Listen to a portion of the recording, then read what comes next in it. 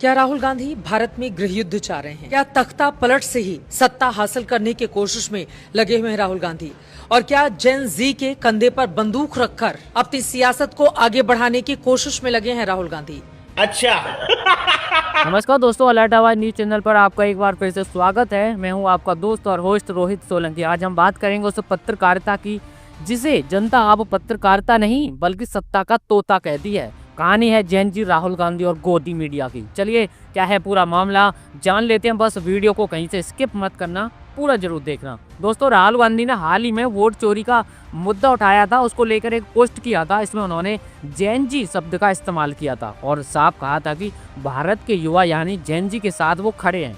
चाहे लद्दाख हो जहां राज्य का दर्जा मांग रहे हैं, लोग प्रदर्शन कर रहे हैं, चाहे उत्तराखंड जहां यूके SSSC पेपर लीक से नाराज युवा न्याय की लड़ाई लड़ रहे हैं, या फिर कर्नाटक जहां छात्र अपनी समस्याओं के समाधान के लिए सड़क पर उतर चुके हैं। यानी अब देश का जैन जी जाग चुका है। राहुल गांधी ने इसी जैन जी की बात कही थी कि उन्हें उनका हक मिलना चाहिए, वो उनके साथ खड़े हैं। लेकिन दोस्तों, खेल यहीं से शुरू होता है। ABP न्यूज की एंकर चित्रा त्रिपाठी ने इस पोस्ट को लेकर राहुल गांधी पर ऐसे सवाल दागे मानो वो कांग्रेस नहीं बल्कि मोदी सरकार की प्रवक्ता हों।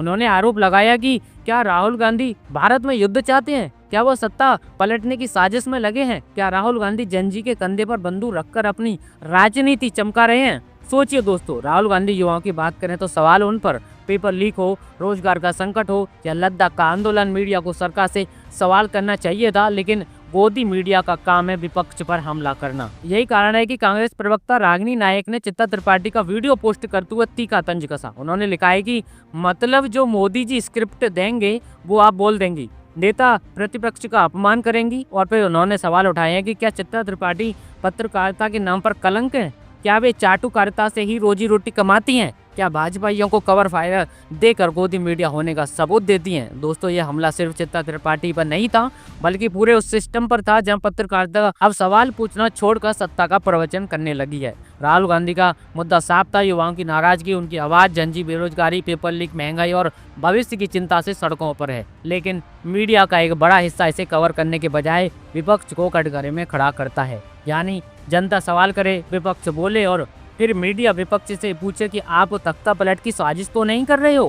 क्या यही है लोकतंत्र? या फिर यही है वो नया इंडिया जहां सवाल पूछने पर विपक्ष गुनहगार और सत्ता निर्दोष बन जाती है? वहीं आपको बता दें, रागिनी नायक ने एक और डिबेट पर अपनी प्रतिक्रिया दी है। या आज तक की एक बहस थी जहां मौजूद तेजरा ओम कश्यप और बीजेपी प्रवक्ता सुधांशु त्रिवेदी। इसी बहस के बहाने रागिनी नायक ने PM मोदी पर निशाना साधा। उन्होंने कहा है कि अपने देश में तो मोदी जी कपड़ों से पहचान जाते हैं और सऊदी अरब जाके वही कपड़े पहनने वालों को गले लगाते हैं। इतना दोगलापन कहां से लाते हैं? दरअसल हाल ही में PM मोदी सऊदी अरब गए थे और वहां गले मिले ठहाके लगाते हुए नजर आए। तो सवाल उठना लाजमी है कि देश के अंदर मुसलमानों को कपड़ों से पहचानने वाले प्रधानमंत्री विदेश में उन्हीं कपड़ों वालों से दोस्ती क्यों करते हैं? दोस्तों, दोनों मामलों को जोड़कर देखें, तस्वीर साफ है। मीडिया जो युवाओं की आवाज बनना चाहिए था वो सत्ता का कवच बन गया है, और सत्ता जो युवाओं की समस्या सुननी चाहिए थी वो विदेश में ठहाके लगाकर लौट रही है। अब ये जनता को तय करना है, आपको तय करना है, क्या वो चाटुकार पत्रकारिता और दोहरे राजनीतिक चेहरे को सहन करेगी या फिर जैन जी की तरह आवाज उठाकर कहेगी बस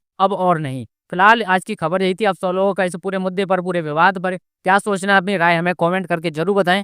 और आगे भी देश दुनिया की और भी तमाम खबरें पाते रहने के लिए हमारे साथ जुड़ जाइए। वीडियो को लाइक करके चैनल को सब्सक्राइब भी कर लीजिए। चलिए जल्दी मुलाकात होगी अगली किसी और खबर के साथ। तब तक के लिए अपना ख्याल रखिए। नमस्कार, जय हिंद।